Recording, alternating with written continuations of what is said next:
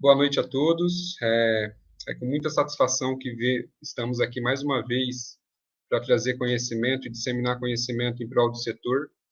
Hoje os nossos convidados é o Rodrigo, da Icori, o João, da Icori também, e a Jéssica, a nossa colega Jéssica, que vai fazer parte desse bate-papo conosco. Eu vou primeiro me apresentar. Eu sou William Cambuí, fundador da Celo Energia, sou engenheiro e pós-graduado em eletrotécnica e também autor do livro Energia Solar, Fundamentos, Inovações Tecnológicas e Suas Aplicações, no qual esteve em conjunto aí com o João da Icori. Agora eu passo a palavra para a Jéssica. Vamos começar primeiro pelas mulheres, né? Jéssica, se você quiser se apresentar. Olá, boa noite. É muito bom estar aqui, né, com vocês para a gente aprender um pouco mais sobre a Lei 14.300, compartilhar, né, conhecimento. Eu sou engenheira, mestranda em energias renováveis pelo IFES, especialista em energia solar fotovoltaica. Atuo no setor de energia há 10 anos já.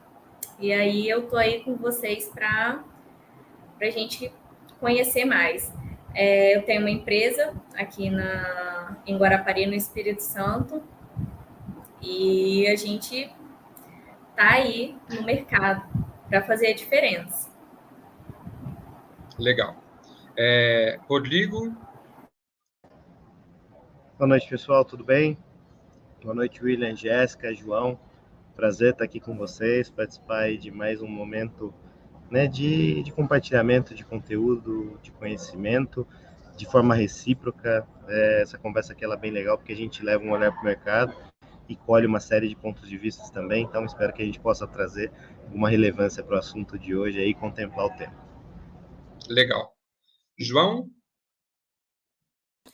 Boa noite, pessoal.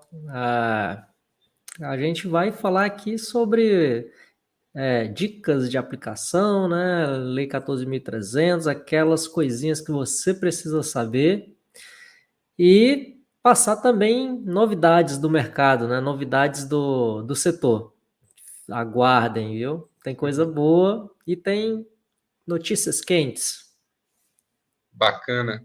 Então vamos lá, pessoal. Dessa vez a gente trouxe um formato diferente. Trouxemos aqui, no caso, uma apresentação para poder compartilhar com vocês. Depois dessa apresentação, ela vai ser compartilhada com vocês, tá?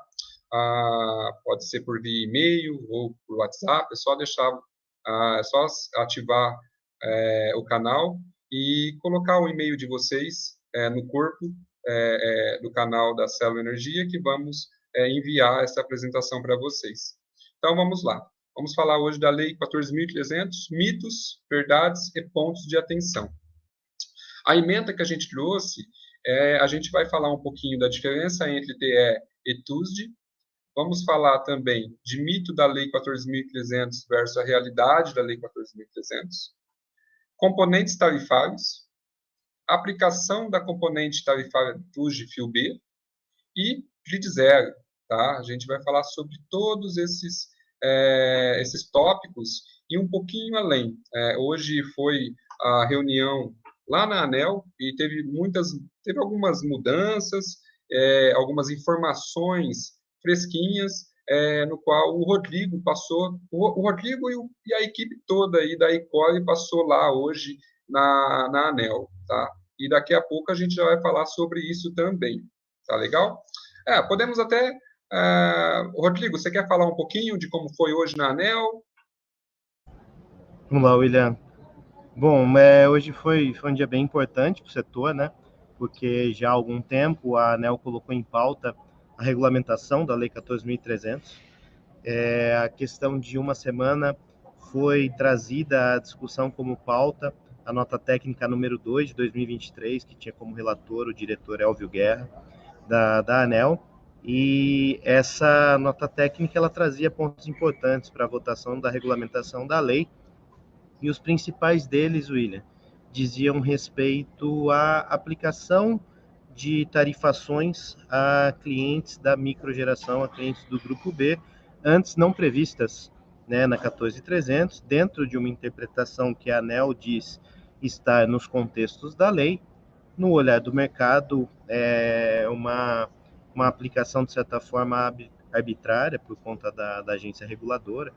Né? No meu entendimento muito pessoal, a agência reguladora ela ganhou um viés de legisladora quando ela passou a interferir diretamente no texto da lei.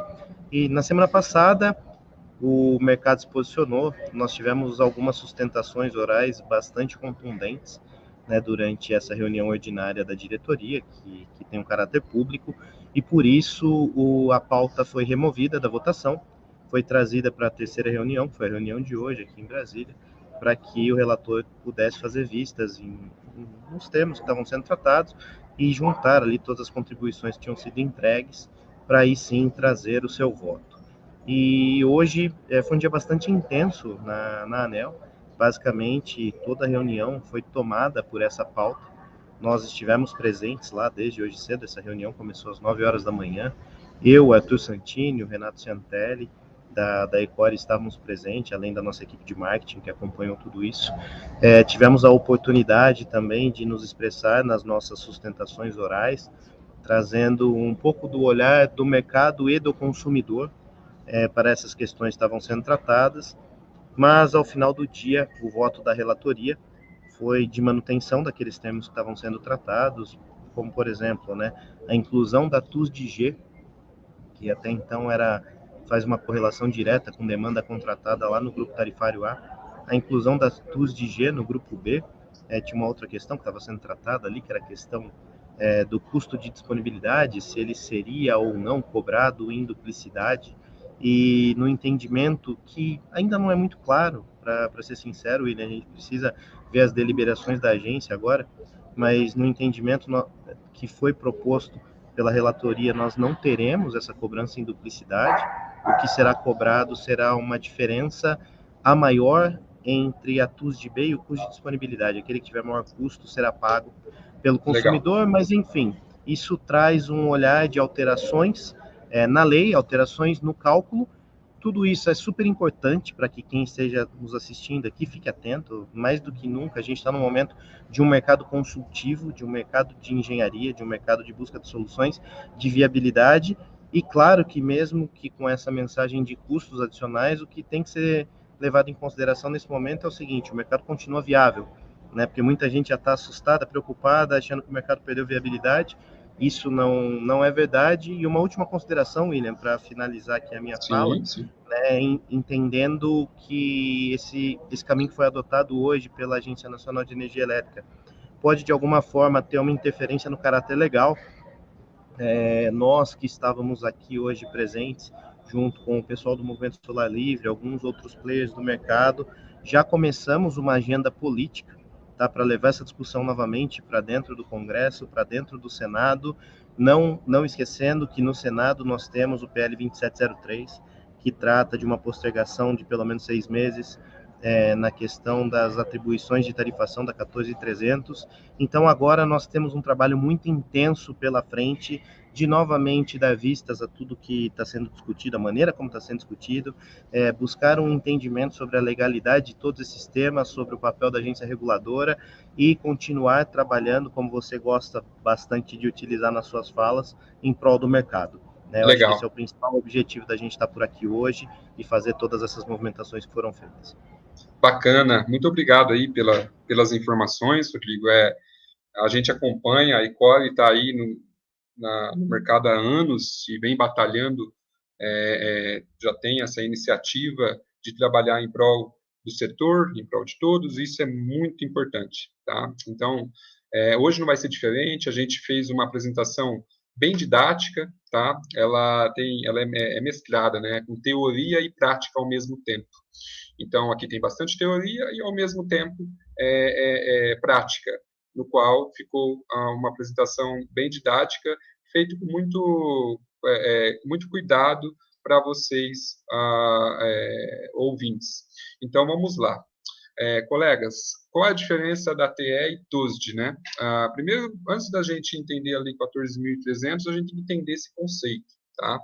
Então, as tarifas, ela é cobrada das UCs, Unidade Consumidores. As UCs, ela é uma sigla que tem o significado de Unidades Consumidoras, ou seja, a sua residência, o comércio, uma indústria, tudo é chamado de UC. Onde tem padrão de entrada, é considerado como UC, tá? Estão divididas em duas partes. Tarifa de uso do sistema de distribuição, ou seja, TUSD. A TUSD é aquela tarifa quando vem na sua conta de energia, você pega lá a sua conta na sua residência ou no comércio e tem lá a tarifa TUSD e TE. A TUSD é a tarifa do uso do sistema de distribuição de energia, tá? Ou seja, aquele sistema de distribuição, o sistema de distribuição, ele depende do sistema de transmissão. O sistema de transmissão, ele opera em tensão da ordem de 230, 138, enfim, 69 kV, tá? E isso faz com que chega na subestação, essa subestação vai ter disjuntores, vai ter relé de proteção, vai ter transformadores que vai transformar essa alta tensão em média tensão. Essa média tensão, ela vai ser distribuída, aí já fala, né? A subestação, ela vai transformar essa energia que vem lá das torres de transmissão. Quando vocês vão viajar, você vê aquelas torres de transmissão, você vê aquela esfera sinalizadora para poder sinalizar um baloeiro, um helicóptero, ou até mesmo pilotos de avião, é para isso, que existe aquela esfera sinalizadora. E ela vai chegar até na subestação, essa subestação ela vai transformar essa alta tensão em média tensão e vai distribuir para os comércios, para as indústrias, para as residências, tudo em baixa tensão. Claro, vai ter pontos de conexões, o ponto de conexão, no qual vai receber direto ali de 13,8 kV, um exemplo. William, mas então a minha residência, ela vem a energia da subestação? Sim, a subestação, ela vai chegar, tem que chegar com qualidade de energia, conforme o prodígio 8 da ANEEL, tem que chegar com qualidade de energia. Essa qualidade de energia tem que chegar ali no ponto de conexão, é um fator de potência de 0,98 no ponto de conexão, e no caso de distorção harmônica da ordem de 5, menor que 5%. Tá? Pois bem, feito isso está tudo lá na Prodígio 8 da ANEEL, tá, colegas? Feito isso, a gente agora entende o que é TUSD. Isso é a TUSD. Só que a TUSD, como eu expliquei, a TUSD tem distribuição, que é o fio B, e tem a distribuição, que tem a transmissão, que é fio A, que a gente vai chegar lá. E temos também a TE. A TE é o consumo que você está utilizando aí agora. Você está aí na sua residência, eu estou aqui, os meus colegas estão do local deles fazendo essa transmissão ao vivo, essa live ao vivo, e temos a tarifa TE, que vem na conta de energia de vocês também, tarifação TE. Tarifação TE é nada mais, nada menos que o seu consumo, é a tarifa de energia, apenas isso. Tá?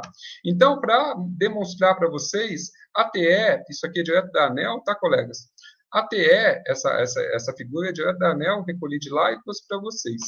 A TE, ela tem aqui os encargos e tem a energia, tá?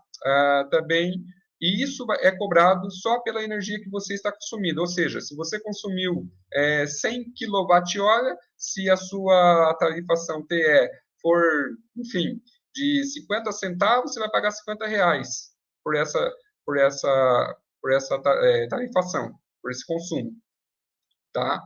Fazendo o cálculo de cabeça aqui mesmo. Agora, a TUSD temos aqui, ó, encargos, e daí tem fio A e fio B, tá? Então, fio A é quando você tem lá a linha de transmissão, tá? Então, a linha de transmissão é fio A. Fio B no caso, o sistema de distribuição de energia. Aqui, eu fiz questão de recolher também essa figura para essa tabela, para mostrar para vocês que a tarifa da TUSD é composta por encargos, perdas, fio A e fio B. A TUSD e fio A são os custos vinculados à manutenção e operação da linha de transmissão de energia. Ou seja, Quando é transmissão, ela é considerada como alta tensão. E essa alta tensão, ela opera de 138 kV. Quando a gente já está na rede básica, a gente já está vindo aqui nessa ordem, aqui, ó, de 230 kV até, pode considerar aí até 750 kV, tá? Isso é a linha, é o sistema de distribuição de potência, tá? E aqui temos a TUG fio B. A TUG fio B, no qual a gente vai trabalhar e vamos entender a TUG fio B, é quando ela opera com uma tensão da ordem de 13,8 kV, ela opera da ordem de 34,5 kV, 69 kV até 138 kV, tá? Ela é classificada como distribuição, sistema de distribuição de energia, tá? E temos aqui a distribuição secundária, que foi no qual eu expliquei para vocês, que ela chega até nos seus comércios, ou no comércio, na indústria, na residência, da ordem de 220 volts, 127 volts, 380 volts, e assim sucessivamente. Tá legal, colegas? Aqui temos, eu vejo muito essa figura, muitos colegas aí utilizando essa figura. E o que acontece? Aqui, muitos falam que é 28% o valor da TUG fio B. Só que isso é um mito. Por quê? Se a gente for nas componentes tarifárias, no qual eu vou deixar o link aqui para vocês ir pesquisar depois, quando a gente vai na componente tarifária, diretamente da ANEEL, lá vai ter diversos valores de tarifação. Tem tarifação, no caso de fio B mesmo, falando, da TUG fio B, da região Sudeste. A região Sudeste, por exemplo, São Paulo, Campinas, CPFL Paulista. A CPFL Paulista é um valor X, tá? Essa tarifa do fio B. Quando a gente vai lá para a Bahia, ou para a região, vamos lá para o norte, tá? É o dobro do valor comparado com a região da CPFL Paulista. E por que isso? Porque aqui na nossa região, por exemplo, na região de Campinas, um exemplo, região do qual a CPFL ela atende as suas UCs, tem uma maior UCs, já propriamente dito. E por ter uma maior UCs, faz com que a tarifação seja menor, tá? Ou seja, isso otimiza com relação ao sistema de distribuição em si. Tá legal? Então, colegas, agora a gente vai começar a entrar no mérito de cálculos. Então, o valor da TUG fio B. O valor da TUG fio B varia de concessionária para concessionária, como eu falei aqui para vocês. Vamos mostrar um exemplo aqui, ó. Aqui é os componentes tarifários. Então, depois eu vou passar o link aqui no corpo dessa apresentação para vocês ir lá pesquisar. Aqui você vem e coloca B1, tá?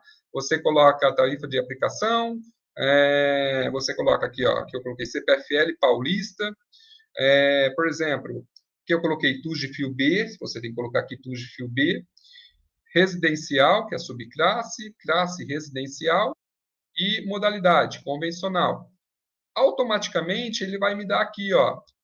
Então, esse é o valor da minha tarifação, em cima da TUG fio B, que é de 131,77 centavos o megawatt-hora. Está aqui, ó, o megawatt-hora. Isso convertendo em quilowatt-hora, ele vai dar da ordem de 0,13 centavos.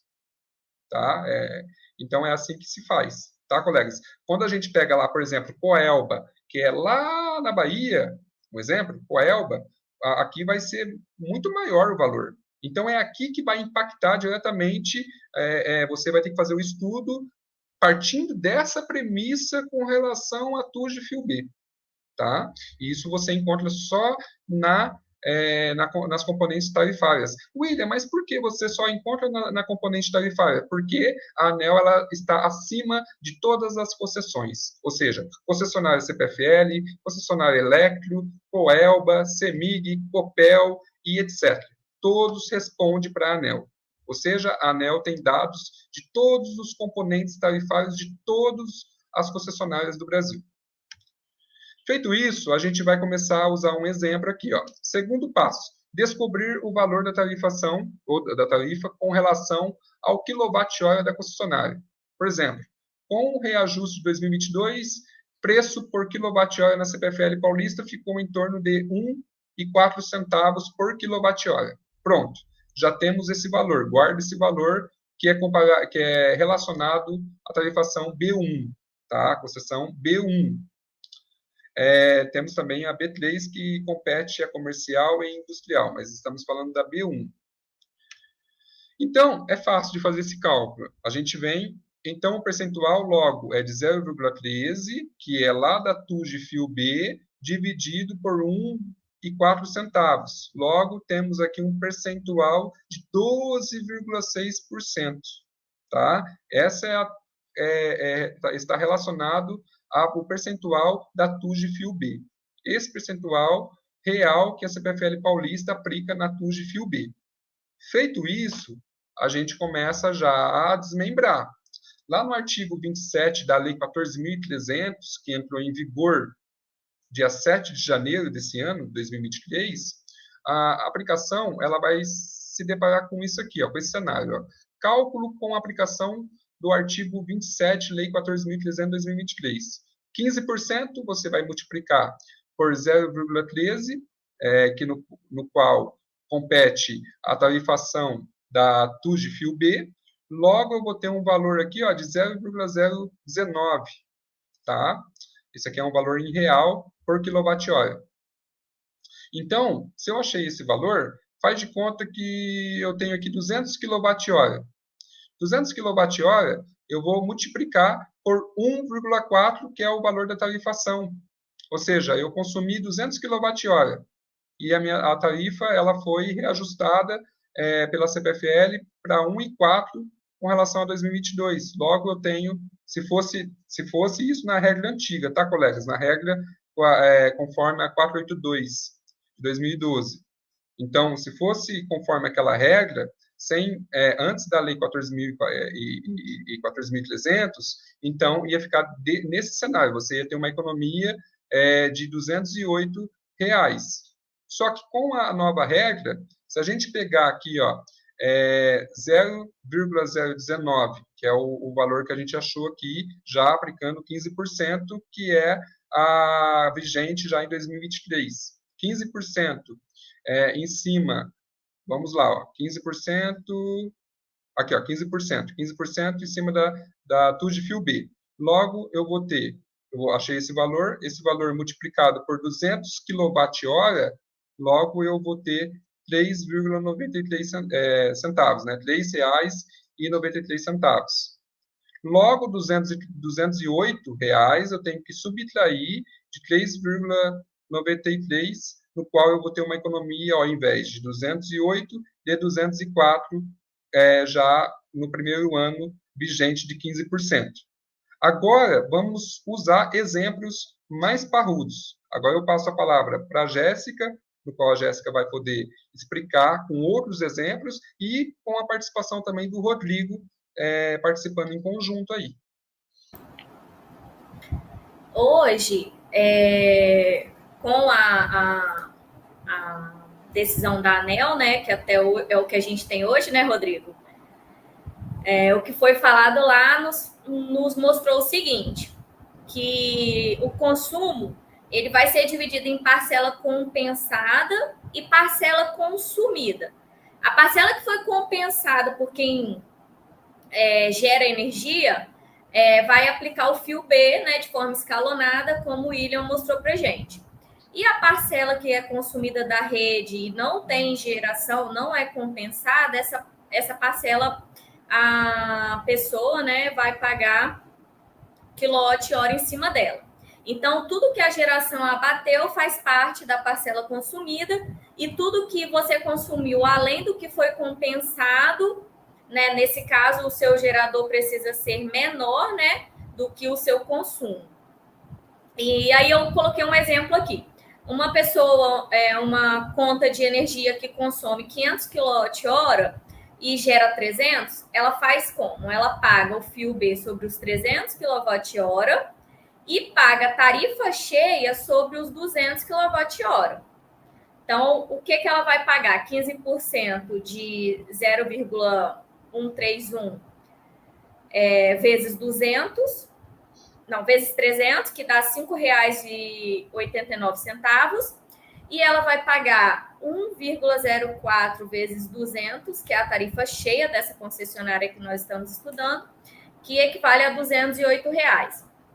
A conta de energia dessa pessoa vai somar os R$ 208 com os 5,89 centavos e vai chegar em R$ 213,89. Com esse valor, será feita uma nova análise. A taxa mínima desse consumidor, considerando eles trifásicos, seria de quanto? No caso, 100 kWh vezes 1,04, a taxa mínima desse consumidor seria de R$ 104. A concessionária ela vai avaliar R$ 104 é maior do que 213, então ela vai cobrar os 213. Se fosse menor, por exemplo, esse consumidor abatesse tudo, ficaria R$ 5 a conta dele, ele pagaria os R$ 104. Então, nessas duas análises, nessas duas contas, a concessionária vai considerar de maior valor. Não é isso, Rodrigo? O Rodrigo estava lá e viu essa conta ao vivo aí, pode falar para gente. Passa o slide para mim, William, fazendo favor. Sim, Jéssica, só contribuindo, o entendimento que trouxeram para a discussão de hoje foi essa, tá? A gente estava falando justamente ali como que a agência vai trazer uma cobrança tripla, né, para esse consumidor. Ele paga a TUS-FIU-B, ele paga a tarifa mínima e ele paga a TUS-G. Como que vai imputar uma cobrança tripla? E nos esclarecimentos do relator dessa regulamentação, ele falou, não, acho que nós somos mal compreendidos da maneira como colocamos o texto. O que vai ser cobrado vai ser o valor maior entre o pagamento da TUS-FIU-B ou do custo de disponibilidade. Então, é óbvio que a gente precisa esperar que isso ganhe valor legal para que a gente entenda como vai ser na prática, mas no entendimento daquilo que foi tratado hoje em votação é exatamente o que você falou, Jéssica, o maior valor entre eles. O maior valor entre eles. E aí, né, a concessionária analisa o cenário, o que for maior, ela vai cobrar da conta de energia do consumidor. Passa aí para gente, William. Isso. Nessa planilha aqui, eu mostrei, né, como a gente achava que a lei seria, né? A Lei 14.300, né? Era nosso entendimento até o momento, né? Até a ANEEL começar a explicar essa cobrança para gente. E aí, se você calcula só o fio B, então a gente vai considerar nessa coluna aqui da Lei 14.300, que eu estou calculando somente o fio B, né? Então, os parâmetros serão consumo de 200, o valor do quilowatt 1,04, aumento de 10% na tarifa por ano, uma taxa mínima de 100 kW mês, que é trifásico, e o custo do fio B de 1,31 kWh. Esse consumidor, o fio B dele, se ele zerar a conta dele, né, ele produz 200, consome 200. De fio B, ele pagaria 3,93, porém, como 3,93 é menor do que o custo de disponibilidade, ele vai pagar os R$ 104 igual a REN 482 de 2012 mostrava para a gente. E aí, né, de forma escalonada, mesmo o fio B chegando a 90%, ele não atinge o custo de disponibilidade e ele vai continuar pagando o custo de disponibilidade conforme era com a REN 482 de 2012. É o que a gente vê aqui, que para esse consumidor aí, né, nem vai fazer diferença, já que ele zera a conta dele todo mês, não tem consumo da rede. Legal. Isso mostra, colegas, que ainda é muito viável, tá? Eu costumo dizer que as energias renováveis, energia solar, seja eólica, seja biogás, seja biomassa, veio para ficar, tá? Não vai, isso não tem volta. E acredito que, sim, devemos continuar trabalhando firme e forte para poder ainda mais levar conhecimento para os colegas que estão nos escutando, para os colegas do Brasil inteiro, para que possamos continuar ainda vendendo, porque é muito viável você colocar energia solar fotovoltaica no telhado ou para o comércio, porque é melhor do que você pagar, igual a gente estava conversando antes aqui, a Jéssica tinha comentado, né? Melhor pagar R$ 180 do que R$ 1.000 para a concessionária, né, Jéssica? Eu acho que para o integrador hoje, né, na atual situação, nós estamos vivendo, né, um momento de transição, né, no nosso setor, no setor elétrico, mas é um momento de você passar tranquilidade para o seu cliente. Você tem que mostrar para ele que sem usina nunca vai ser a melhor opção, né? E hoje, na reunião da ANEEL, eles explicaram assim, que o melhor cenário era o da REN 482. Eles falaram isso, o melhor cenário era esse, e agora eles pretendem aumentar um pouco, né, diminuir o retorno, né? Então, pode falar, Rodrigo. Não, Jéssica, se você me permite, eu queria trazer um olhar um pouco mais comercial para isso. Né? Até usar a experiência, assim, eu estou no mercado desde 2015, eu comecei como integrador, assim como muitos que estão nos assistindo aqui. Trabalhei também na distribuidora de energia antes de vir aqui para a Ecore, então coletei uma série de olhares sobre esse tema e uma coisa indiscutível que a gente tem que levar em consideração aqui. A geração distribuída hoje, ela se viabiliza sob qualquer aspecto. E a gente pode até fazer alguns paralelos que eu tenho comentado em alguns momentos distintos aqui dessas discussões que a gente está tendo com o mercado. Vamos fazer 2 cenários hipotéticos aqui, Jéssica. Vamos supor que a gente vá ter todas as cobranças possíveis e imagináveis dentro da geração distribuída. Uma coisa que vale lembrar, essa cobrança é somente sobre a energia compensada. Né, o William até trouxe aqui na pauta de hoje, que a gente vai falar lá sobre alternativas de não ser tarifado, né, pela 14.300 com o grid zero, mas vamos imaginar que a gente vai ser tarifado por tudo. Ainda assim, o raciocínio que eu gosto de trazer são 2, um de ordem muito prática e outro de ordem mais teórica. Vamos pensar de ordem prática. Você tem a oportunidade de investir hoje num sistema fotovoltaico, colocá-lo aí no seu telhado, gerar a energia que vai ser suficiente para reduzir os custos da sua conta, mas mais do que isso, você vai, de certa forma, congelar o custo da energia elétrica, porque a partir desse momento você passa a ter uma relação em quilowatt-horas, não mais em reais. É óbvio que isso não é 100% assertivo, porque tem aquelas diferenças do que se paga, e isso tudo é calculado em reais, mas você basicamente se blinda contra essa inflação energética. A gente está falando de custos que, como o William apresentou aí, são de uma ordem muito pequena percentual, e a gente considera todo ano uma inflação energética da ordem de 10%. Então, esse é um primeiro exercício. O que vale mais a pena? Você ter autonomia e liberdade para ter um relacionamento com o seu consumo de energia, sem estar suscetível a todos os impactos que vão aparecer nas tarifações da distribuidora, seja bandeira tarifária pela sazonalidade que a gente tem aqui no Brasil, das épocas de chuva que interferem diretamente na fonte hídrica, seja porque, como já aconteceu no passado, algum programa de subsídio do governo, as grandes distribuidoras em algum momento têm que cobrar a conta, e a gente vê impactos da ordem de quase 80% em um único ano no custo da tarifa. Nós não temos controle sobre isso. A partir do momento que a gente instala energia solar fotovoltaica, nós passamos a ter um controle maior sobre essa relação de custo e consumo. E um segundo exercício que eu gostaria de trazer aqui. A gente está falando hoje em cobranças sobre a energia compensada. Vamos imaginar que essas cobranças não existissem, tá? Que a gente continua tudo da mesma forma. Se por qualquer motivo o dólar aumentasse significativamente e, por consequência, o preço dos produtos no mercado aumentassem, por qualquer parcela que fosse, isso diminuiria a atratividade do investimento numa usina fotovoltaica? Posso dizer pela experiência empírica de quem trabalha com distribuição de equipamentos que não, pelo contrário.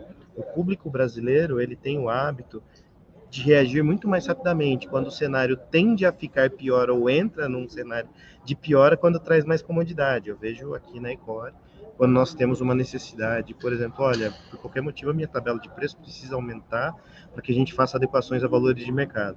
Esse é o período em que o cliente final mais vai adquirir os seus sistemas, porque entende, opa, vai ficar um pouco pior ali na frente, deixa eu tomar essa providência agora.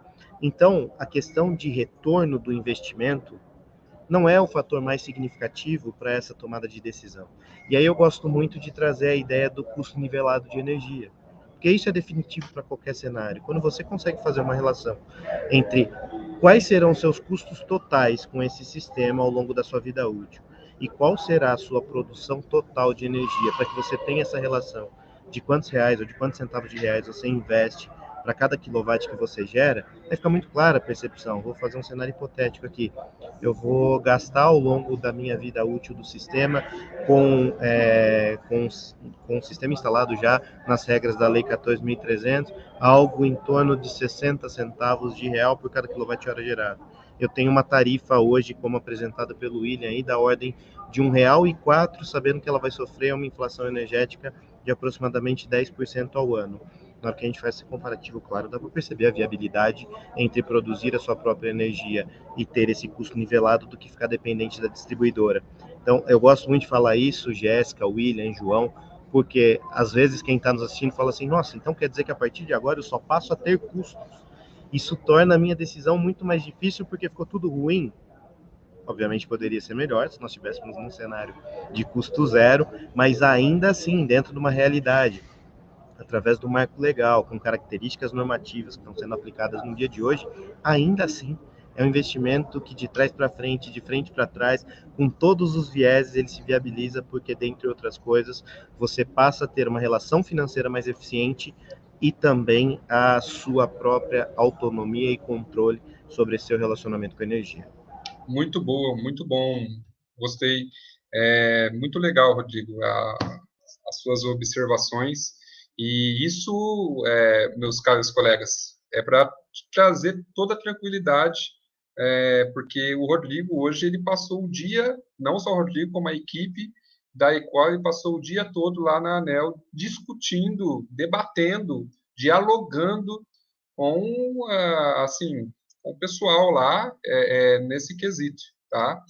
Então, isso é muito importante e a gente está trazendo informação fresquinha, informação de horas atrás para vocês, tá?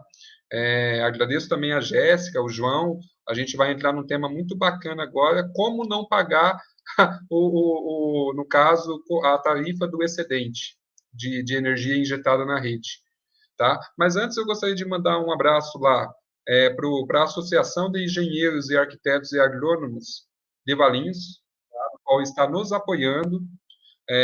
Agradeço o Hélio, tá? Que está lá na frente lá da associação. Agradeço o CREA, agradeço a associação por estar sempre nos apoiando. Tá? Então, um grande abraço, Hélio. E muito obrigado por você estar sempre se dedicando em prol dos profissionais que são associados aí da Associação de Valinhos, tá? A Associação dos Engenheiros e Arquitetos Agrônomos de Valinhos. Muito obrigado, tá? Por todo o apoio e por todo o carinho de sempre. Amanhã eu prometo levar um livro para o Hélio, tá? Amanhã cedo eu vou tomar um café com o Hélio. Então vamos lá. Vamos passar aqui para o próximo slide. Jéssica, é com você. E aí uma dúvida também muito comum, né, dos integradores é sobre o pagamento do fio B. O fio B ele permanece sendo cobrado somente no consumo compensado da rede. Então, você não vai pagar fio B no total da sua geração de energia, você não vai pagar fio B no total injetado. Você vai pagar somente o fio B no que foi compensado da rede. Então, se você tem lá uma energia lá guardada, né, um crédito, você vai pagar o fio B quando ele for compensado. Eu gero 1.000 kWh e só consumi 200. Você vai pagar o fio B em cima dos 200. Isso aí é uma dúvida muito comum aí. Legal, Jéssica, muito bom. Isso está pautado, colegas, tudo, a gente trouxe temas pautados, tudo na Lei 14.300, pautado na ANEEL, pautado na ONS, está todas as referências no final, tá? E agora, o João, o nosso amigo João, nosso colega João, vai poder falar um pouquinho aí do grid zero, né? Como não pagar o excedente de energia injetado na rede. Como não pagar, João? Boa noite de novo, né, pessoal? Vamos lá. O pessoal quer saber como é que não paga, né? Você pode instalar um sistema fotovoltaico e o teu relacionamento com a concessionária ser exatamente igual como antes da Lei 14.300. Como? A Lei 14.300 ela não diz que agora você tem que pagar o fio B? É só você não usar o fio B. Como é que não usa o fio B, né, para não ser taxado? É só não injetar energia na rede. Então vamos lá. A gente vai olhar esse gráfico aqui, tá? Que a gente já apresentou em momentos anteriores. Essa curva em cinza, ela representa o consumo de energia que eu tive da rede. Então, eu liguei um equipamento na minha casa e essa energia para alimentar esse equipamento, ela veio da rede. Então, essa curvinha em cinza. Eu tenho também essa curva em verde. Observe a curva em verde que parece uma corcovinha de camelo. Ela é a minha geração, tá? Tanto a verde quanto a verde escura, tá? Entendam ela cheia. Entendam essa curvinha tracejada aqui, ó. Essa tracejada que tá em volta, tá? Toda ela. Tudo isso é a minha energia gerada pelo meu sistema fotovoltaico. É só observar que começa a gerar no começo da manhã, né? Então, imagina essa curva começando 0 hora, meia-noite, né?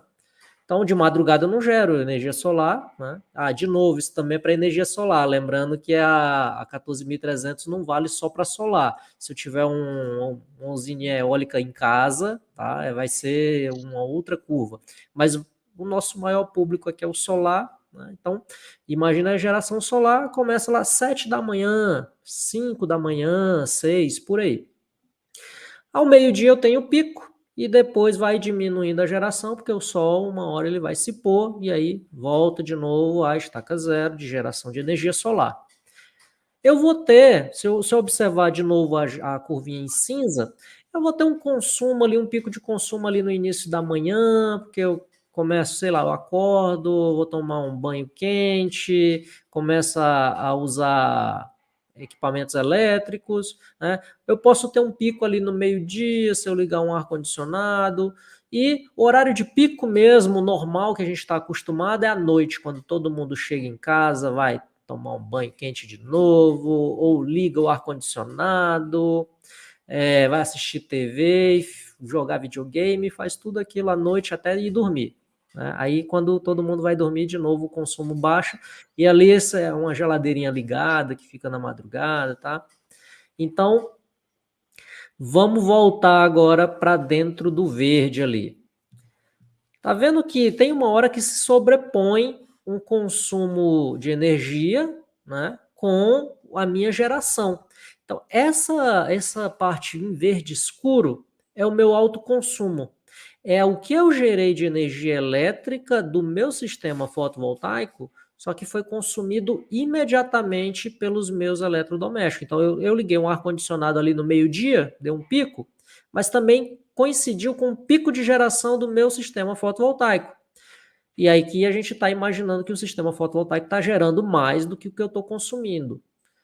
Então, eu vou ter um consumo até ali naquele pico, o verde, só que eu gerei mais do que eu consumi. Então, esse verde claro é o meu excedente. Pode olhar ali, ó, energia excedente é o verde claro, tá? A geração de energia do meu fotovoltaico completo é a corcova inteira, tá? É a curva inteira. E o que está em verde escuro é o que eu gerei pelo fotovoltaico e consumi ao mesmo tempo. O que é que eu vou pagar de taxação? Toda a energia representada por esse verde claro. Por quê? Porque eu injetei na rede. Toda essa energia aqui que está em verde escuro não passou pela rede. Eu consumi instantaneamente. Na hora que eu gerei, já estou consumindo. Então, nem passou pelo medidor. Então, a concessionária nem enxerga isso.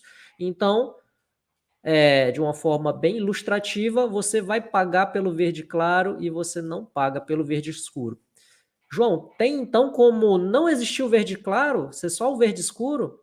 É o que eu falei, é só não injetar na rede, é só consumir, é só gerar e consumir tudo, não injetar nada.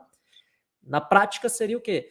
Se o meu medidor da minha unidade consumidora ela não marcar nada lá no canal de injeção, que normalmente é o canal 103, né? Se o canal 103 ficar sempre no zero, você nunca vai pagar a taxação. Você nunca vai pagar porque você nunca injetou nada na rede, você não usou a rede da concessionária para jogar o teu excedente de energia lá, então não vai pagar. Como é que eu consigo fazer isso? Tem várias formas.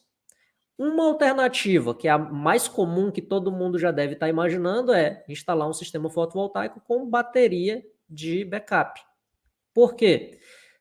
Toda essa energia verde, em vez de eu jogar na rede, eu posso jogar numa bateria.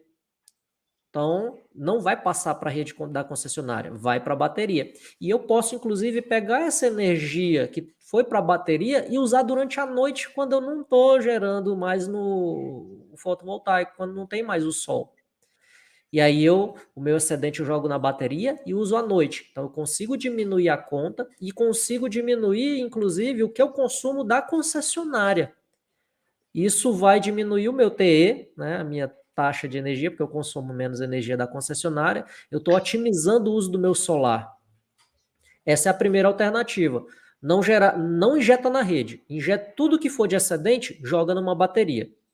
Dessa forma, você não vai ser taxado. Ah, João, mas bateria hoje ainda é muito caro. Nem todo mundo vai ter condição de colocar uma bateria. Imagina, então, um dimensionamento bem otimizado. Vamos imaginar uma padaria que ela funciona, sei lá, começa a funcionar às 6 da manhã e fecha 7 da noite. Normalmente é assim, né? E se o consumo da minha padaria ela sempre for maior do que a minha geração fotovoltaica, eu vou conseguir acompanhar essa curva.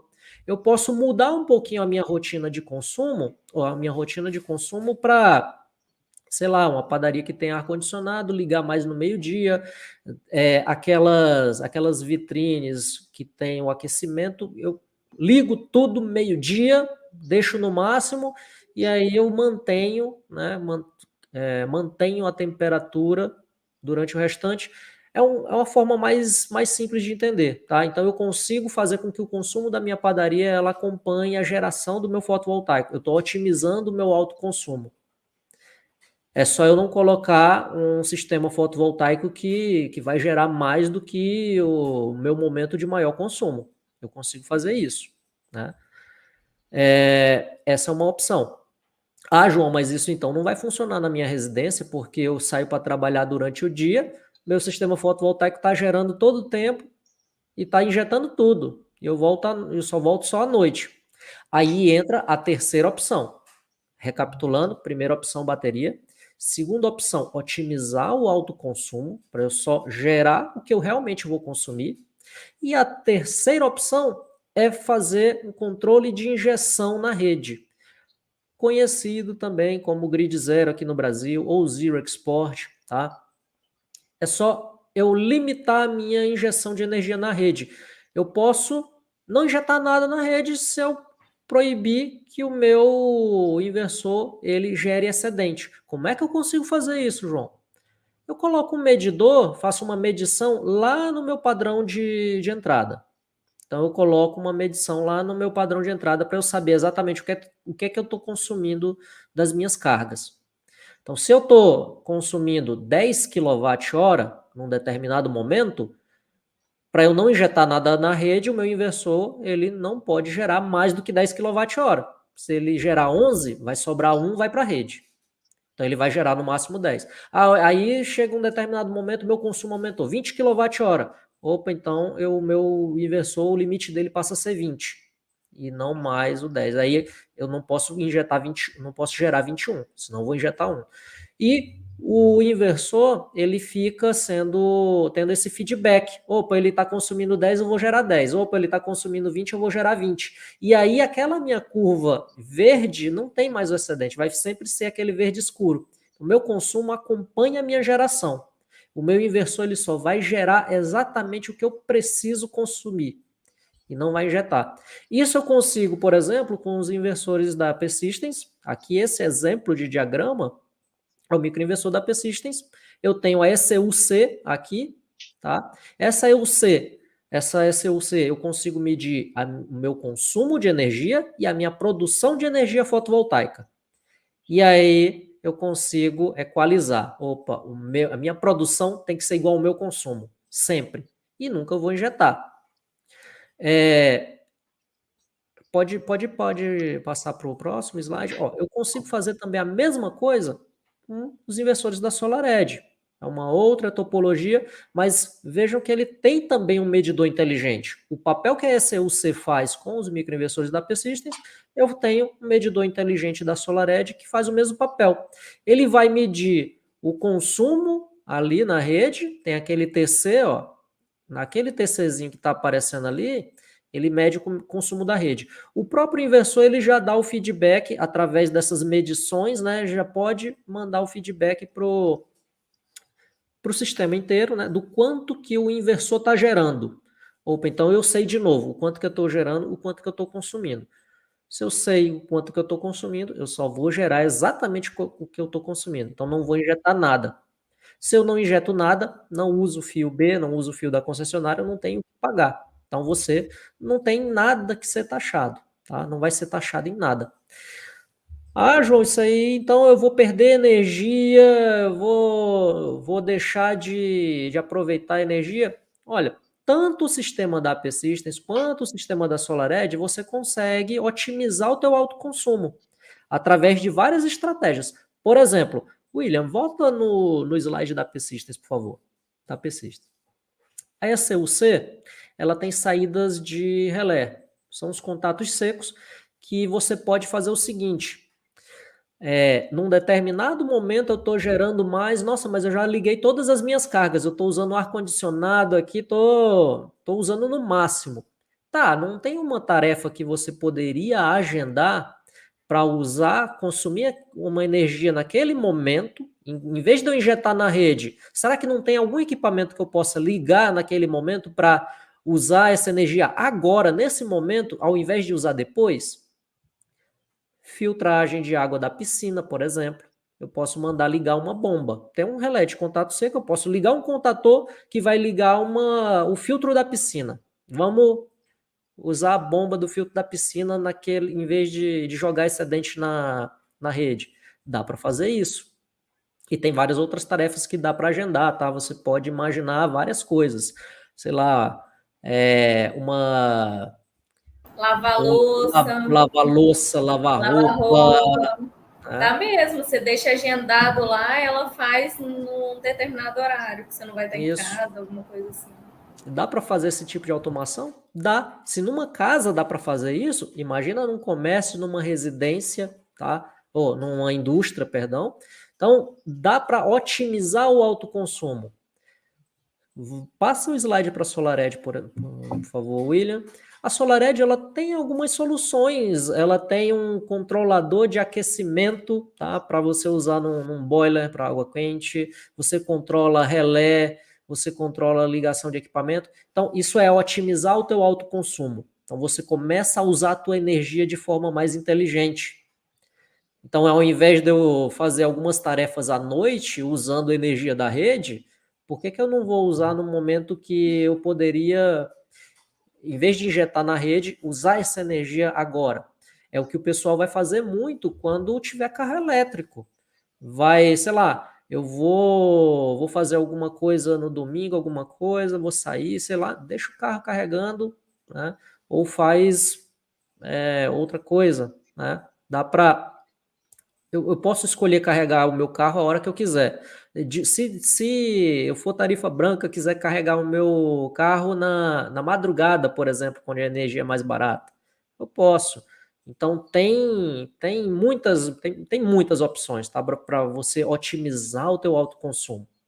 Lembrando que tem países que você não pode injetar e a energia solar continua sendo muito vantajosa.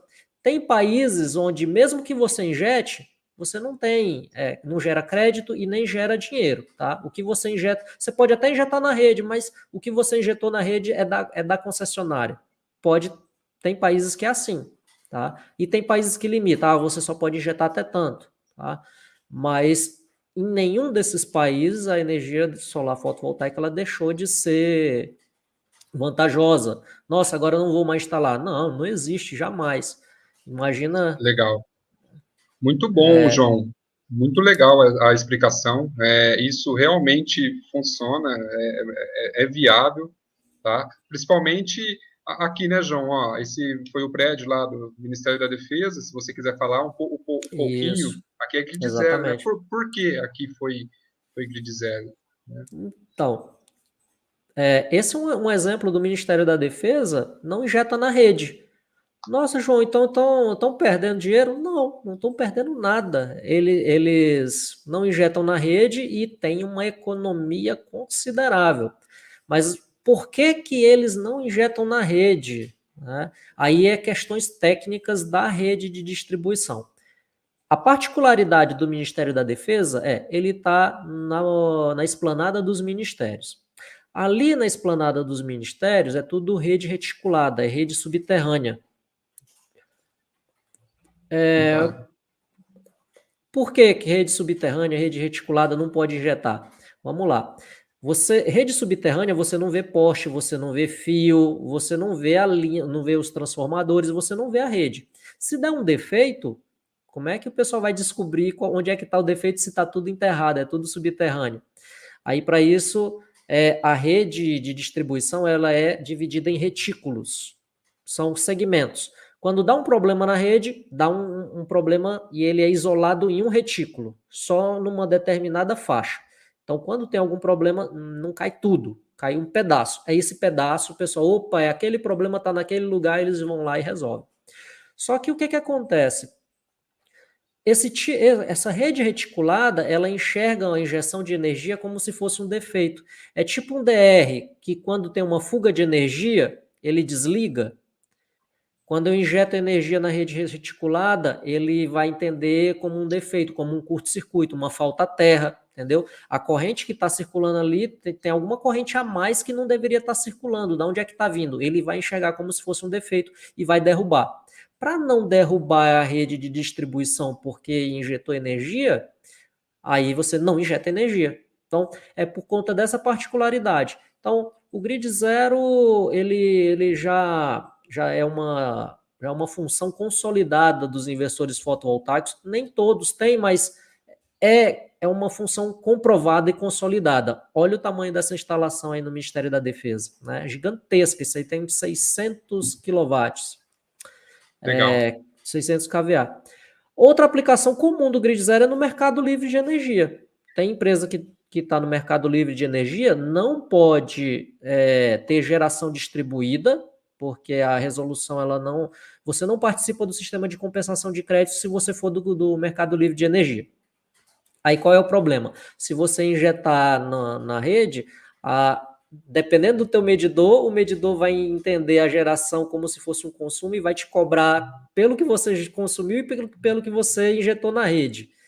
E a concessionária não é obrigada a trocar o teu medidor de energia se você não está na geração distribuída. E mesmo que você injete e não cobre em dobro, você não vai receber nada, porque não gera crédito. Então, qual é a melhor opção? Não injetar.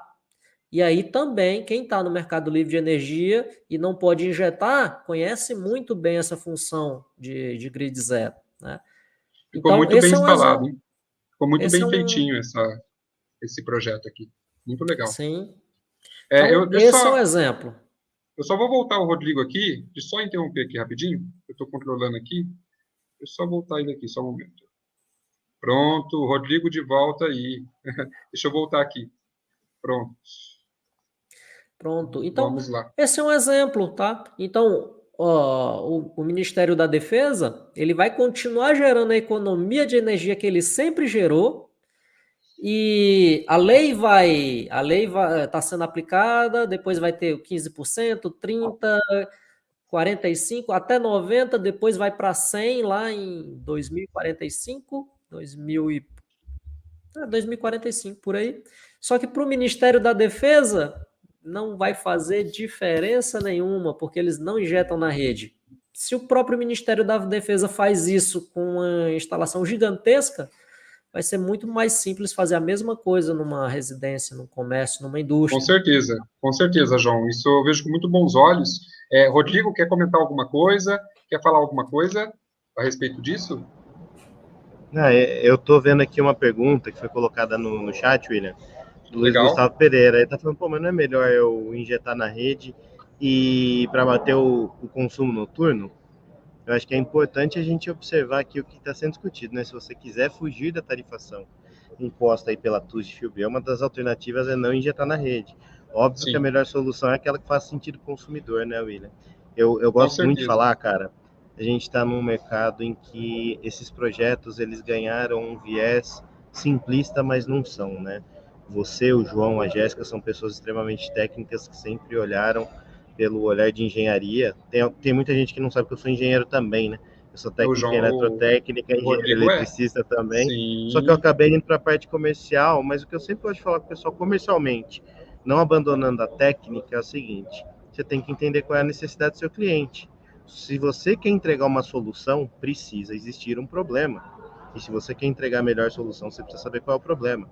Então, respondendo ao Luiz Gustavo, certamente, se você está fazendo esse questionamento, no seu caso, a melhor solução deve ser sim injetar na rede. Mesmo que haja a tarifação da TUS de Fio B sobre os créditos compensados, ainda assim, no seu caso, por aquilo que você está mencionando aqui, deve ser, no seu caso, melhor injetar na rede. Para outros cenários, não serão, que são todos esses que o João discorreu aqui a respeito, né, de todas essas possibilidades e desse sistema aqui que está na tela maravilhoso lá do Ministério da muito bonito. Defesa. E só tem mais uma coisa, William, que eu gostaria de comentar, que a gente Sim, estava sim. falando dos vieses da lei, né? O João fez o cálculo aí, você já fez o cálculo, falou, ó, vai aumentar de 15 em 15% até que a gente chegue lá em 90%. E ainda tem uma particularidade que está prevista na 14.300 que fala que quem aderir ao sistema, ou seja, quem protocolar um projeto, dando entrada com a documentação pertinente, do dia em que começou a vigorar a tarifação, ou seja, dia 8 de janeiro de 2023, até 6 meses à frente, ganha lá no final dessa conta 2 anos adicionais, permanecendo em 90% e não indo às definições que vão ser apresentadas no ajuste de contas que a ANEEL propôs para a legislação. Então, até 2029, a gente tem um cenário evoluindo a 90%. Depois de 2029, ou seja, em 2030, possivelmente esse cenário passe a cobrança integral das componentes tarifárias de acordo com o encontro de contas da ANEEL, porém, para quem protocolar o seu projeto até o final de até o começo de agosto, né, até o dia 7 de agosto, essa regra que vai ser definida no encontro de contas só vai começar a valer em 2031. É mais um detalhe que tem que ser conhecido dentro da lei também, porque faz toda a diferença. E eu vou trazer uma última fala comercial aqui que eu gosto muito, que eu acho que define aquilo que eu estava falando lá no começo. Um amigo do mercado, ele costuma dizer assim, olha, o melhor momento para você investir em energia solar foi ontem. Se você não investiu ontem, o melhor momento é hoje. E caso você não invista hoje, o melhor momento é amanhã. O importante é que você invista em energia solar o quanto antes, porque você vai começar a colher os benefícios disso o mais rápido possível. E aí, como a gente está olhando para um viés tarifário dentro de uma legislação, a gente ainda tem esse gatilho que eu falei, né? Se você resolve investir de hoje a agosto, você ainda tem 2 anos adicionais de uma cobrança inferior lá no final, e sem dúvida nenhuma, por todos os cálculos e possibilidades que a gente mostrou aqui, você vai estar tomando uma decisão que viabiliza o seu investimento e traz segurança para o seu orçamento familiar, para o seu comércio, para a sua pequena indústria, para o seu relacionamento com o consumo energético. Muito legal, Rodrigo.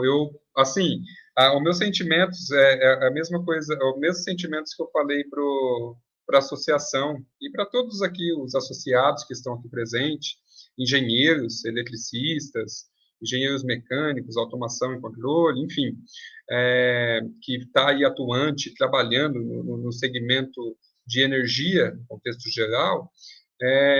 O mesmo sentimento que eu falei eu mandei um abraço para o Hélio lá da associação, eu também mando para vocês aí da Ecole. Vocês são diferenciados no mercado.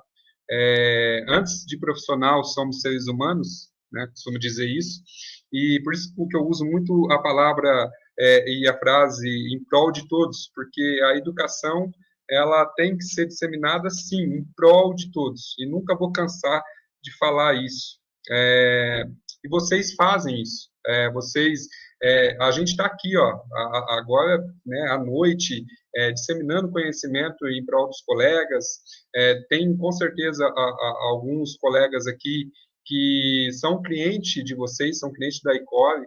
Então, desde já, eu gostaria de agradecer a Ecole pelo apoio de sempre. Gostaria de agradecer a Ecole, o Leandro Martins, enfim, toda a equipe da Ecole, o Rodrigo, o André, Beatriz. Gostaria de agradecer a todos vocês que fazem isso acontecer, tá?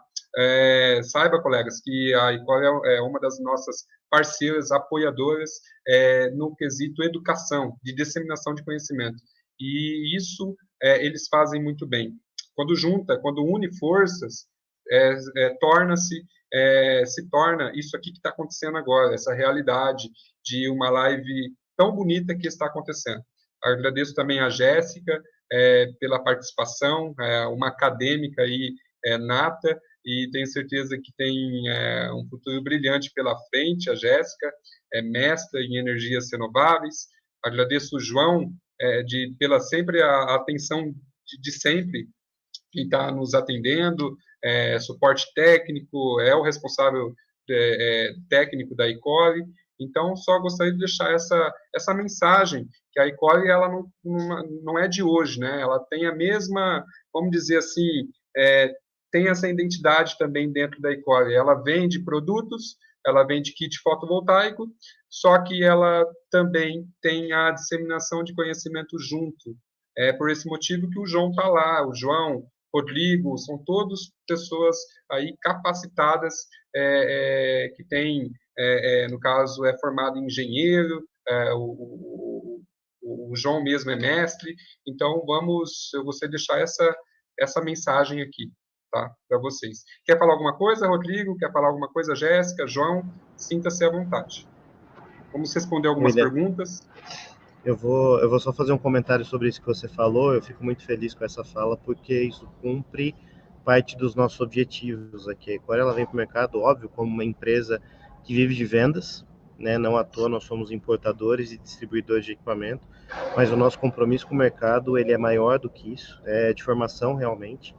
E uma coisa que eu acho que nós temos o privilégio, nós 4 aqui hoje desfrutamos desse privilégio, e outros profissionais também desfrutam, é porque, felizmente, essa audiência e esse público que se relaciona com a gente no dia a dia, seja no relacionamento comercial, seja através da parte acadêmica, a parte de projetos que a Jéssica desenvolve lá no Espírito Santo, e onde mais ela atua, e o João, com toda a bagagem que tem, e veio somar aqui com o time da Ecole há mais tempo do que eu, inclusive, você, o William, que também tem uma história, né, no mercado, trabalhou numa das indústrias precursoras do nosso mercado, e hoje está aqui com esse papel acadêmico tão importante.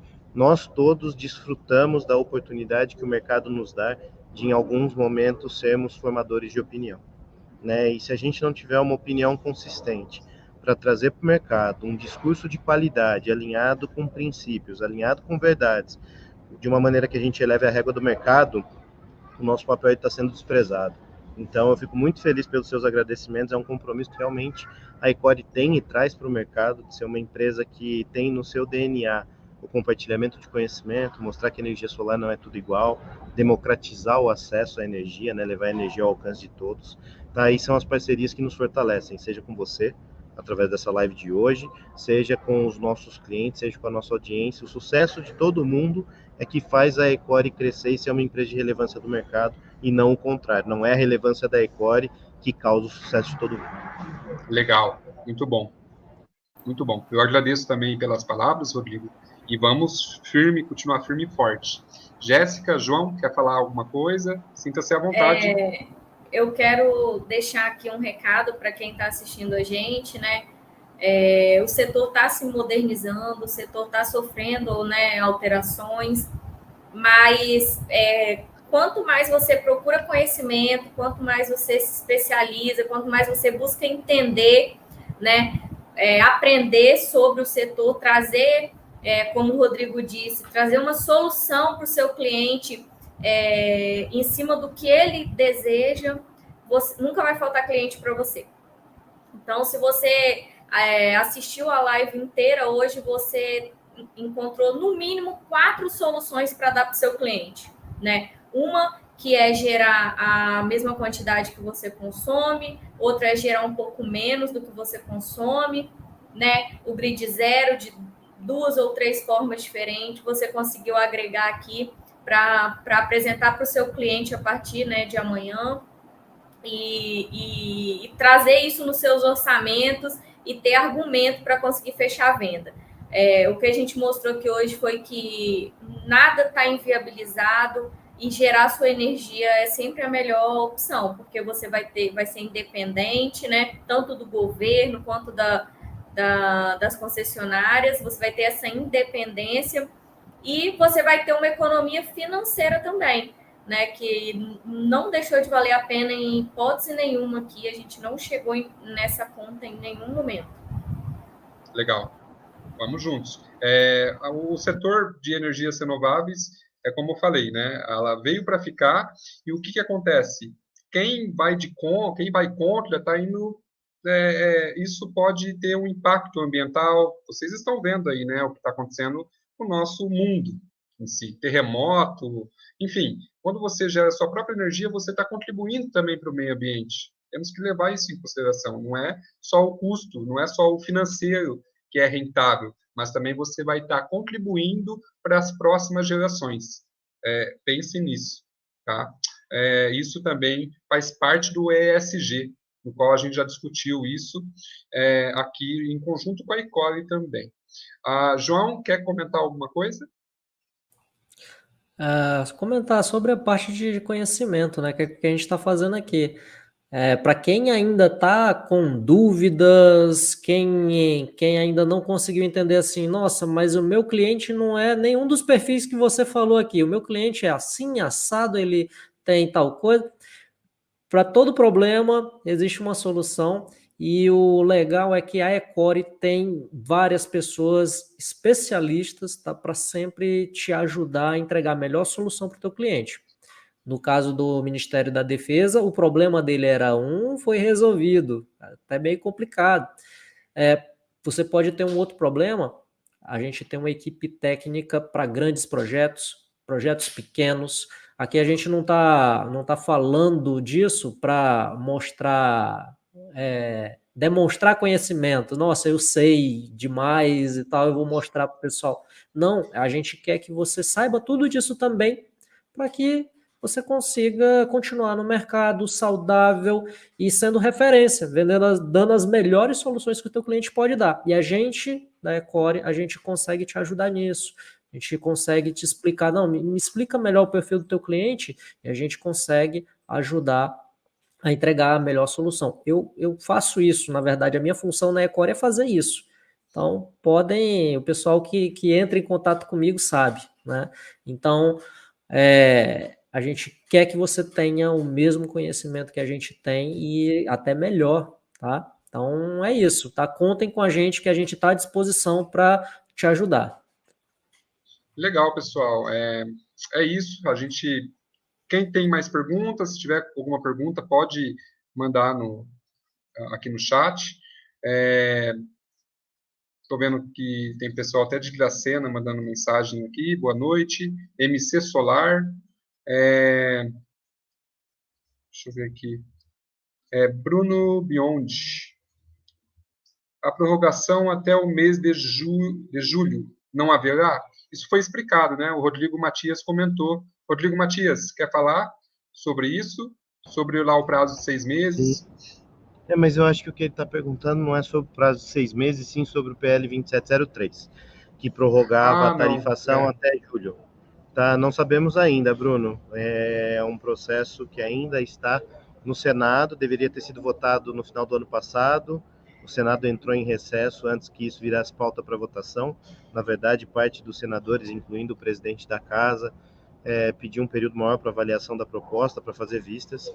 A expectativa que a gente tem é que agora, com a retomada dos trabalhos que já aconteceu dentro do começo do mês de fevereiro aqui, que isso vire pauta e vá para votação, mas ainda está indefinido. Nós não temos uma resposta para isso. Tá, aqui teve uma pergunta, na verdade é mais um complemento, né, do Jarbas. Eu perdi o começo da live.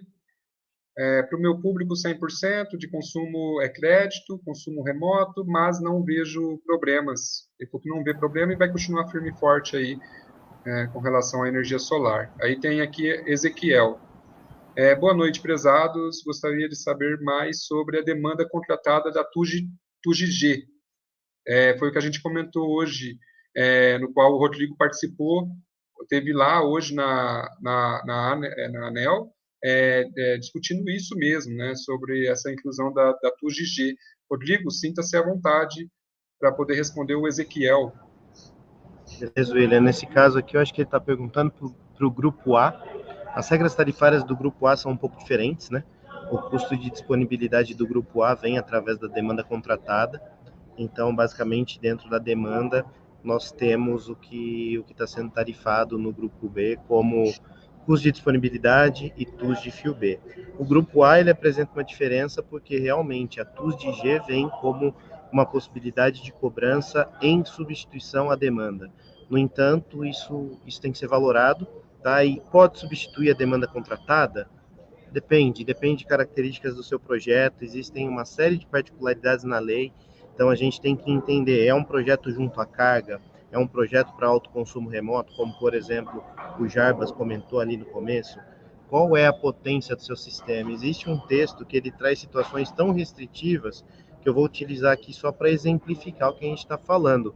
Ezequiel, se você tiver um sistema de 500 kW, somente para autoconsumo remoto, ou seja, não haja nenhum consumo junto à carga, e nesse sistema você tiver pelo menos um dos participantes do sistema de compensação de crédito, ou seja, vamos falar que seja um consórcio lá em que participem nós 4 que estamos aqui na live hoje, e a Jéssica, ela tem mais de 25% de participação, 25% ou mais de participação na compensação de créditos, ou seja, tudo injeta na rede e a Jéssica recebe mais de 25% dos créditos. Neste caso, somente para este caso, o entendimento é de que a gente vai ter a cobrança de outras partes da tarifação, de outras componentes tarifárias, inclusive a TUS de fio A, porque a gente vai considerar os custos de transmissão que o William falou lá no começo, não somente os custos de distribuição.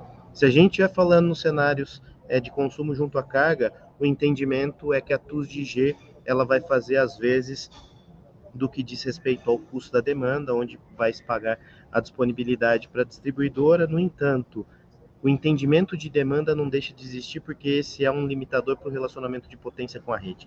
Então, zerar o aspecto de demanda, eu acredito que não será possível. Atribuir uma componente tarifária como TUS de G, que em alguns casos vai compensar o pagamento da demanda, isso sim vai ser viável para determinadas características de projeto no grupo A. Legal. Lembrando, colegas, que grupo A é diferente, né, do grupo B, tá? Em relação aí à tarifação também, tá? Temos lá a demanda contratada, no qual a gente tem que ficar bem atento nisso, tá? Como o Rodrigo Matias comentou. Isso está tudo discriminado na conta de energia e tem que fazer cálculo, tá? Normalmente, o percentual é um pouquinho de economia, vai ser um pouquinho menor que você tem aí num cliente cativo, que seja do grupo B, por exemplo, residencial, tá? Até mesmo por conta aí da demanda contratada. Tá? A demanda contratada, você tem que pagar por ela, porque você vai ter um transformador lá, né, de energia no poste, ou até mesmo dentro da sua UC, e por conta disso, você vai ter que pagar por essa demanda contratada. Aí, temos aqui o Gênesis. Não é melhor injetar na rede e compensar o que consumo à noite? Então, Gênesis, foi o que a gente comentou. A gente deu, assim, 4 soluções, né? Então, mesmo assim, ainda é viável, tá? E esse cálculo, tudo vai depender de região para região. Lembra dos componentes tarifários, né? Então, tem lá a Coelba da Bahia, que é um valor. Tem CPFL Paulista, que é da região de Campinas, que é outro valor, e assim sucessivamente. Então, temos que ficar bem atento com relação a isso para ver a questão aí de cálculo. Tem que sentar e fazer cálculo.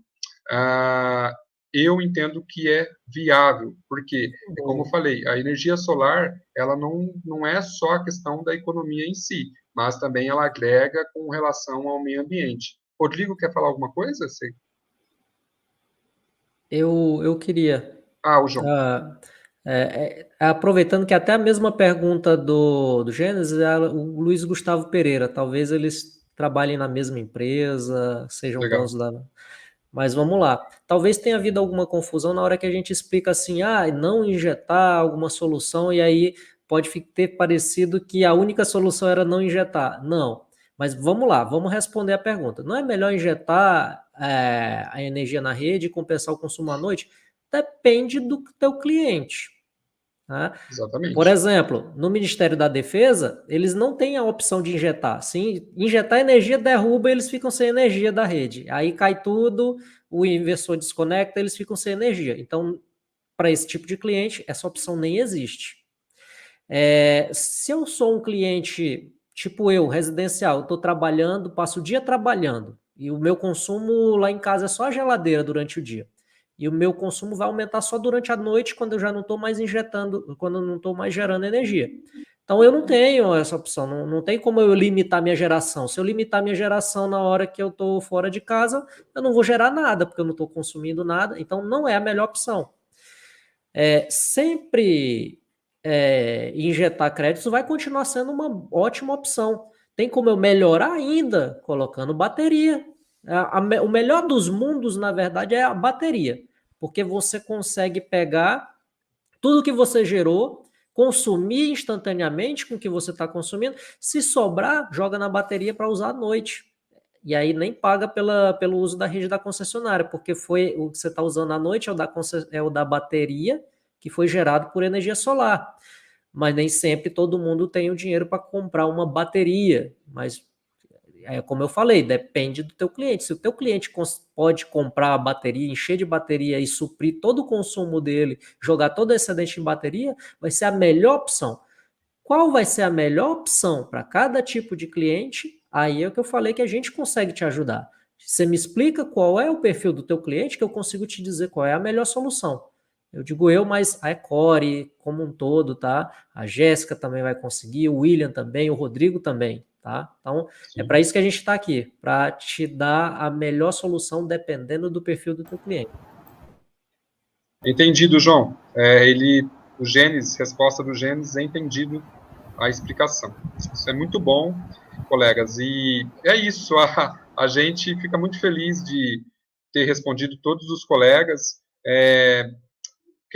Não sei se tem mais pergunta, não tô vendo mais perguntas aqui. Juridicamente, aqui, Jarbas Fortunato. Juridicamente, é permitido armazenar o excedente em reservatórios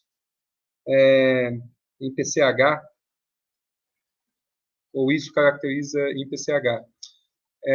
Na verdade, Jarbas, o que vai acontecer? Você consegue fazer o armazenamento com relação por meio de bancos de baterias, que é o sistema híbrido, né? Hoje, o pessoal tem adotado esse critério aí para fazer, como o João explicou. Então, você coloca ali um banco de baterias, uma parcial você armazena a bateria e outra parcial você gera e consome em tempo real. Tá? Eu acho que, não sei se alguém quer complementar essa? Eu quero sim, porque eu acho que eu entendi o questionamento do Jarbas, e isso é uma alternativa que eu já vi funcionando em algumas localidades. Tá, Jarbas, e aí a gente precisa de informação para saber se juridicamente isso é permitido. Pegando o exemplo que o João falou, a gente tem uma ECUC lá, um sistema ligado, no momento que a gente vai começar a injetar na rede, ela identifica isso, aciona o seu relé e liga, por exemplo, uma motobomba que vai começar a bombear a água para um reservatório. Ele enche um reservatório durante o dia com esse excedente de energia, e aí num outro momento em que ele não tenha uma produção adequada, ele esvazia o reservatório, passa por uma turbininha e gera mais energia. Tá? Tem alguns locais que tratam esse tipo de solução. Inclusive, tem alguns cases bem interessantes em outros países de sistemas fotovoltaicos instalados na lâmina d'água de barragens de usinas hidrelétricas, em que eles pegam e, no período da noite, eles bombeiam a água de volta para a barragem com a energia acumulada em baterias que esse sistema fotovoltaico produziu durante o dia, para que você possa ter o seu reservatório sempre num nível adequado, para que você tenha produção lá nas turbinas. Isso é um caso muito excepcional, não é o que o Jarbas está falando aqui, mas eu acho que vale, Jarbas, dar uma pesquisada, e aí você pode pesquisar isso, caso você não tenha o conhecimento de engenharia, que nesse caso eu te confesso que eu também não tenho. Quanto à caracterização desse projeto, você pode consultar junto à distribuidora, tá? Quais são os pré-requisitos para o enquadramento de uma PCH. Eu acredito que dentro do seu questionamento, sim, isso vai caracterizar uma pequena central hidrelétrica, porque no momento que você tiver um fluxo d'água contínuo passando por algum meio de geração de energia, isso vai caracterizar uma pequena PCH. Mas é uma alternativa que vale ser estudada e é uma das maneiras inteligentes que o João falou, de repente não precisar se relacionar com a rede e criar outras alternativas aí de armazenamento. Nesse caso, aí você vai armazenar água fazendo funcionar motor no momento em que você poderia estar injetando na rede. Legal. Então é isso, colegas. A gente está chegando no fim, né? Por mim, eu ficava mais tempo. O Rodrigo mesmo está do aeroporto, né, Rodrigo? Está fazendo essa live do aeroporto. Tá Eu aguardando... assim só por curiosidade, William. Hoje, para que a É. gente pudesse ter essa agenda aqui em Brasília, nós saímos de São José do Rio Preto num voo às 5h40 da manhã. Então, o dia Uau. começou cedo hoje, por volta de umas 3h30. Viemos Uhum. para Brasília, fomos direto para a ANEEL, acompanhamos o período da manhã, toda a votação se estendeu bastante, foi até a hora do almoço. No período da tarde, tomamos uma decisão diferente e partimos para a agenda política, como eu falei para você. Conseguimos uma reunião imediata com o senador Cleitinho, de Minas Gerais, que, como eu estava dizendo aqui nos bastidores, ele é um aí dos entusiastas ou de assuntos polêmicos ou de defesa do consumidor.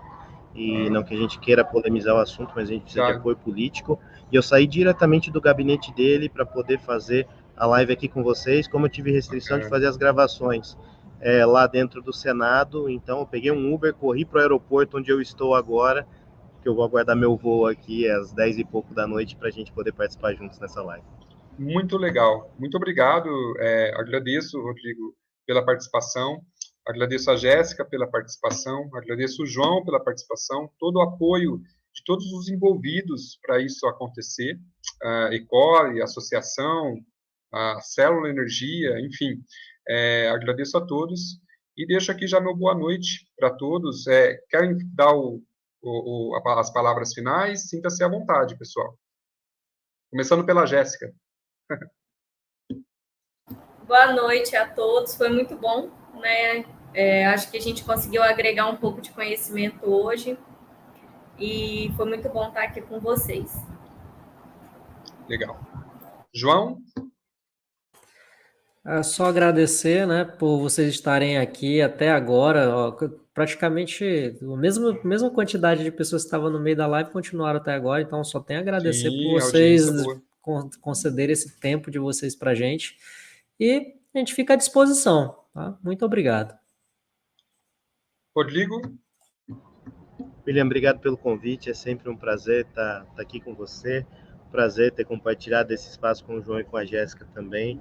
Agradecer demais o pessoal que nos acompanhou até agora, que colocou as perguntas aqui. E o nosso objetivo continua claro, que é de compartilhar mutuamente conhecimento com o mercado. Então, eu, em nome da Ecole, aqui já nos coloco à disposição de todas as necessidades que vocês tiverem. Como eu disse antes, para que a gente possa ser uma empresa de referência e crescer, o sucesso de vocês é primordial, então a gente está aqui para contribuir com isso. Muito obrigado. Vou deixar uma mensagem final, tá, para os ouvintes.